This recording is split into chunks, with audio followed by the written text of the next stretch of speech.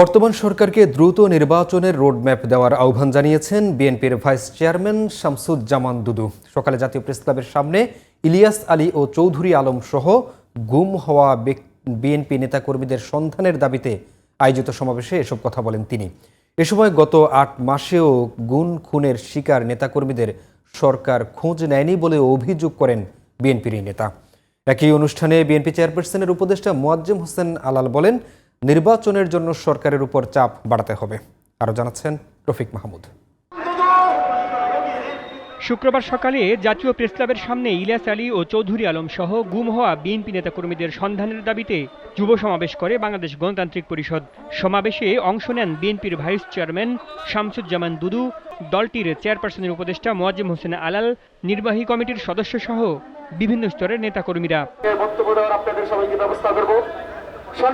সমাবেশে গত 15 বছর গুম হওয়া নেতাকর্মীদের বিষয়ে সরকার কোনো পদক্ষেপ নিচ্ছে না বলে অভিযোগ করেন বক্তারা। সংস্কার কখনো নির্বাচনের বিকল্প হতে পারে না। নির্বাচন চাওয়া কোনো অন্যায় কাজ নয়। ভোটের অধিকারের বিকল্প অন্য কিছু হতে পারে না।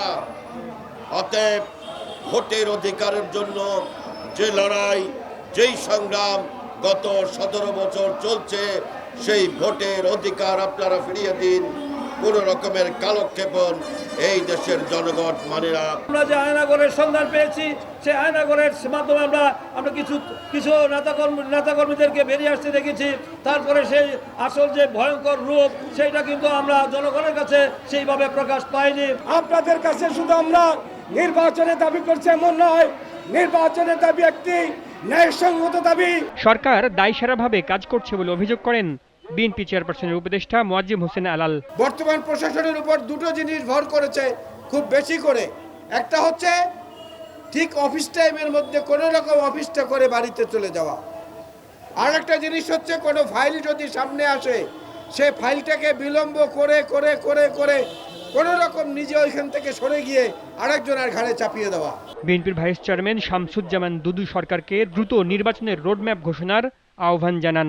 বাংলাদেশে কি করবেন কি করবেন না এটা বড় কথা না, একটি নির্বাচিত সরকার প্রতিষ্ঠা করার জন্য অনতি বিলম্বে একটি রোডম্যাপ ঘোষণা করেন। কবে নির্বাচন হবে, কোন মাসে হবে, কোন সনে হবে, আপনারা একবার ডিসেম্বর একবার জুন এই ফাজলামি বাদ দেন। বিএনপি জনগণের ভোটে নির্বাচিত হয়ে যেন ক্ষমতায় যেতে না পারে, সেই জন্য নির্বাচন পেছানো হচ্ছে বলেও অভিযোগ করেন বিএনপির এই নেতা।